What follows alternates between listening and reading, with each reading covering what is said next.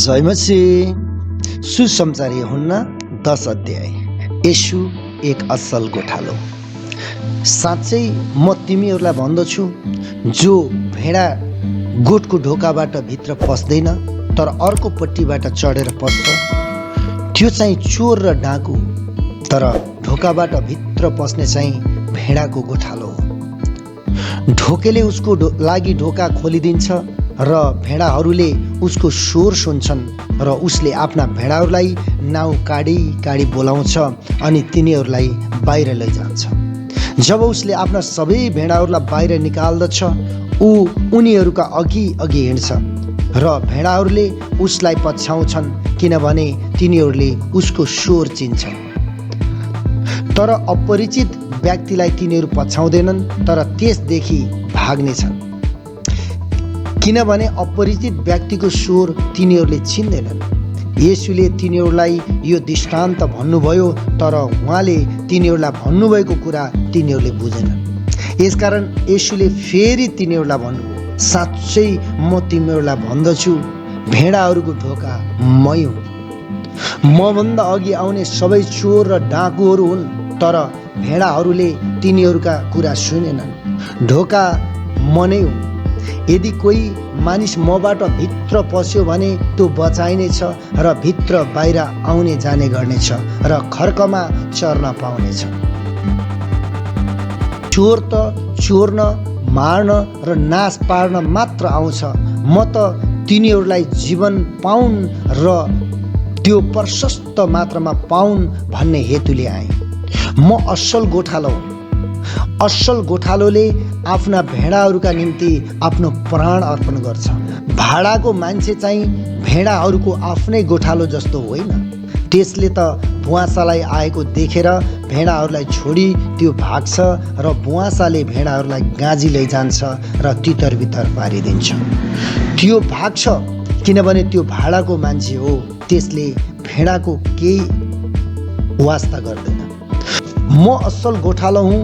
म आफ्ना भेडाहरूलाई चिन्छु अनि मेरा भेडाहरूले मलाई चिन्छन्। जसरी पिताले मलाई चिन्नुहुन्छ, म पितालाई चिन्छु अनि म भेडाहरूका लागि आफ्नो प्राण अर्पण गर्छु। मेरा अरू भेडा छन् जो यस गोठका होइनन्। तिनीहरूलाई पनि मैले ल्याउनु परेको छ र तिनीहरूले मेरो स्वर सुन्नेछन् र तिनीहरू एउटै बगाल हुनेछन् र एउटै गोठालो हुनेछ। पिताले मलाई यसै कारण प्रेम गर्नुहुन्छ, किनकि म आफ्नो प्राण फेरि फिर्ता लिने हेतुले अर्पण गर्दछु। कसैले मबाट मेरो प्राण लिन सक्दैन, तर म आफ्नै इच्छाले आफ्नो प्राण अर्पण गर्दछु। आफ्नो प्राण अर्पण गर्ने अधिकार मसित छ अनि फेरि लिने अधिकार पनि मसित छ। यो आज्ञा मैले मेरा पिताबाट पाएको छु। यी वचनका कारणले यहुदीहरूमा फेरि मतभेद भयो। तिनीहरू मध्ये धेरैले भन्दथिए, यसलाई भूत लागेको छ र यो बौलाएको छ, तिनीहरू यसको कुरा किन सुन्छौ? तिनीहरू मध्ये धेरैले भन्दथिए, यसलाई भूत लागेको छ र यो बौलाएको छ, तिमीहरू यसको कुरा किन सुन्दैछौ? अरूहरूले भन्दै थिए, भूत लागेको मानिसको कुरा यस्तो हुँदैन कि भूतले अन्धकार आँखाहरू खोलिदिन्छ त? यरुशलेममा मन्दिर अर्पणको चाड थियो। यो हिउँदको समय थियो। येशू मन्दिरभित्र सुलेमानको दलालमा टहलिरहनु भएको थियो। यहुदीहरूले उहाँका चारैपट्टि भेला भएर सोधे, कहिलेसम्म तपाईँ हामीलाई दोधारमा राख्नुहुन्छ? तपाईँ ख्रिस्ट हुनुहुन्छ भने हामीलाई स्पष्ट भनिदिनुहोस्। येशूले तिनीहरूलाई जवाब दिनुभयो, मैले तिमीहरूलाई भनिसकेको छु, तर तिमीहरू विश्वास गर्दैनौ। मेरा पिताको नाउँमा जे काम गर्दछु तिनीहरूले मेरो गवाई दिन्छन्, तर तिमीहरू विश्वास गर्दैनौ, किनभने तिमीहरू मेरा भेडा मध्येका होइनौ। मेरा भेडाहरूले मेरो स्वर सुन्छन् र तिनीहरूलाई म चिन्छु र तिनीहरू मेरो पछि पछि आउँछन्। तिनीहरूलाई म अनन्त जीवन दिन्छु र तिनीहरू कहिल्यै नष्ट हुने छैनन् र कसैले तिनीहरूलाई मेरो हातबाट खोसी लैजाने छैनन्। मेरा पिताले ती मलाई दिनुभएको छ। उहाँ सबैभन्दा महान हुनुहुन्छ पिताको हातबाट कसैले तिनीहरूलाई खोसी लैजाने छैनन्। पिता र म एक हौँ। यहुदीहरूले उहाँलाई हानौँ भनी फेरि ढुङ्गा उठाए। येशूले तिनीहरूलाई भन्नुभयो, मैले तिमीहरूलाई मेरा पिताबाट धेरै असल काम देखाएँ। तीमध्ये कुन कामको निम्ति तिमीहरूले मलाई ढुङ्गाले हान्न चाहन्छौ?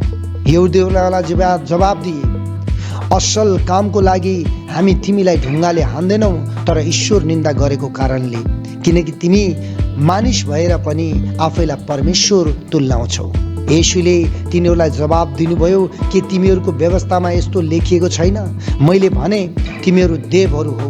यदि जसकहाँ परमेश्वरको वचन आयो तिनीहरू देवहरू कहलाइन्छन् भन्ने धर्मशास्त्र भङ्ग हुनै सक्दैन। पिताले पवित्र तुल्याएर संसारमा पठाउनु भएको व्यक्तिले म परमेश्वरको पुत्र हुँ भन्दा कसरी ईश्वर निन्दा हुन्छ? यदि मैले मेरा पिताको काम गरिरहेको छैन भने म माथि विश्वास नगर। तर यदि म पिताका काम गर्दछु तिमीहरू म माथि विश्वास गर्दैनौ भने यी काम गर्नेमाथि विश्वास गर र तिमीहरूले थाहा पाउन सक्नेछौ र बुझ्नेछौ कि पिता ममा हुनुहुन्छ र म पितामा छु। तिनीहरूले फेरि उहाँलाई पक्रन खोजे, तर उहाँ तिनीहरूका हातबाट उम्किनु भयो। अनि उहाँ फेरि यर्दन पारी त्यस ठाउँमा जानुभयो जहाँ यूहन्नाले पहिले बप्तिस्मा दिने गर्थे र उहाँ त्यहाँ बस्नुभयो। धेरै मानिसहरू उहाँ कहाँ आउन लागे र तिनीहरूले भने, यूहन्नाले कुनै चिन्हहरू गरेनन्, तर यूहन्नाले यिनको विषयमा जे जति भनेका थिए त्यो सत्य रहेछ। अनि त्यहाँ धेरैले उहाँमाथि विश्वास गरे।